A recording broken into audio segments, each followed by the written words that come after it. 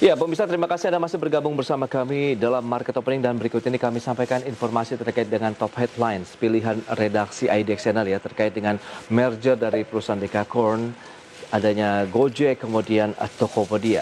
Ya, setelah cukup lama diperbincangkan, akhirnya dua perusahaan Dekakorn, Gojek dan Tokopedia resmi melakukan merger dan membentuk GoTo. Ya, banyak pelaku pasar pun melihat akhirnya peluang kedua perusahaan tersebut untuk bisa melantai di Bursa Efek Indonesia.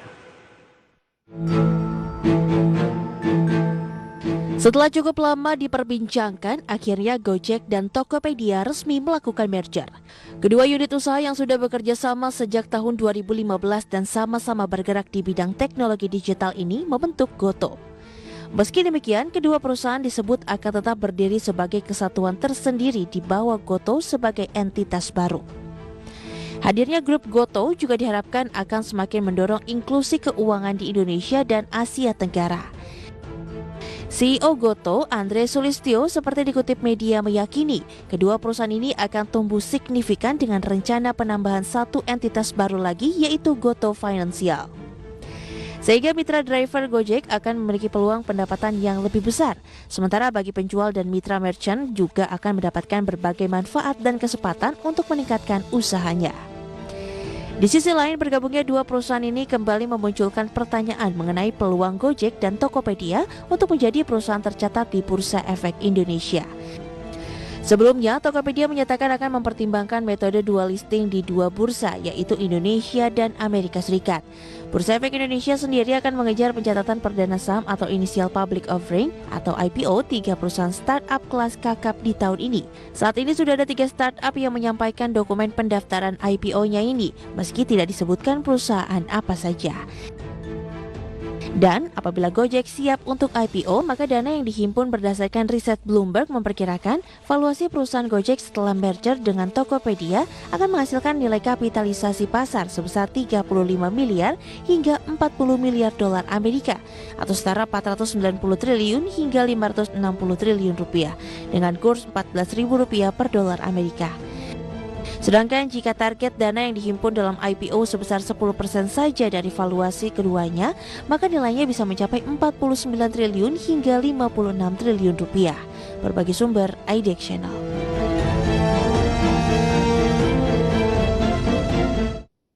Baik pemirsa, untuk membahas lebih jauh terkait dengan pergerakan indeks harga saham gabungan, strategi investasi, dan bagaimana menangkap peluang apabila dua Dekakorn tersebut melantai di Bursa Efek Indonesia. Ada Gojek, kemudian Tokopedia. Kita sudah tersambung melalui line telepon bersama dengan Rifan Kurniawan, Indonesia Value Investor dan juga Direktur Indovesta Utama Mandiri. Kita sapa langsung saja. Halo, selamat pagi Mas Rifan. Halo, selamat pagi Mas Pras. Ya, apa kabar hari ini? Luar biasa. Yes, luar biasa juga seiring dengan upaya perlawanan dari indeks harga saham gabungan kemarin. Kalau kita lihat ya, setelah tekanan sampai melewati beberapa level-level krusialnya dari indeks harga saham gabungan. Sementara data-data yang sudah disampaikan di awal, Wall Street-nya turun. Kemudian Eropa juga tidak jauh berbeda. Asia saja nih yang bergerak mix. Kemudian di dalam negeri masih mencoba melawan juga tekanan jual. Bagaimana review Anda menyikapi kondisi market terkini nih Mas Rifan? Ya, jadi kalau saya lihat memang ini ada perlawanan ya dari market.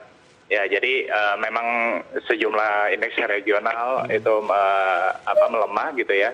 Tapi indeks Asia ini mencoba untuk melawan seperti itu. Nah, memang salah satu faktor yang sekarang mempengaruhi adalah ada faktor ketakutan angka COVID akan meningkat gitu ya seiring dengan arus mudik Lebaran dan lain sebagainya. Tapi di sisi lain ini juga kalau kita ingat sebelum Lebaran kan baru saja Badan Pusat Statistik merilis data GDP kuartal 1 2021 yang memang masih negatif tapi sudah di atas ekspektasi seperti itu, dan ada proyeksi bahwa di kuartal 2 nanti GDP akan meningkat gitu. Jadi ini saya rasa ada optimisme lah dari pasar juga untuk menyongsong ke depannya ini secara positif seperti itu.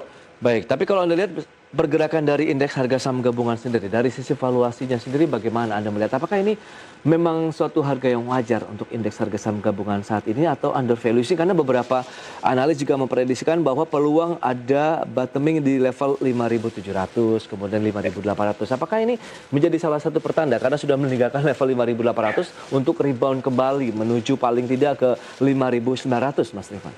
Ya. Jadi memang kalau kita pakai indikator Buffett indicator gitu ya, yang membandingkan antara market cap dengan market cap index dengan GDP sebuah negara, memang di level 5.800 ini ada di kisaran sekitar 45, yang artinya itu indikatornya berada di fair value. Jadi dibilang mahal enggak, dibilang murah juga enggak. Jadi ini bisa dibilang kayak nilai wajar atau harga wajar dari indeks harga saham gabungan saat ini mengacu pada GDP kuartal 1 2021 kemarin. Jadi saya rasa di angka 5.800-an saat ini udah nggak bisa dibilang mahal. Kalau misalkan kayak bulan Maret lalu gitu ya di 6.300-an itu memang dibilang mahal, tapi kalau untuk saat ini tidak bisa dibilang mahal. Oke, justru dengan kondisi seperti ini masuk ke dalam harga wajarnya indeks harga saham gabungan, berarti ranging akan terus terjadi dong, dalam artian akan bergerak antara 5.700, 5.900 begitu, Mas Rifan. Apakah sulit menyentuh kembali ke 6.000?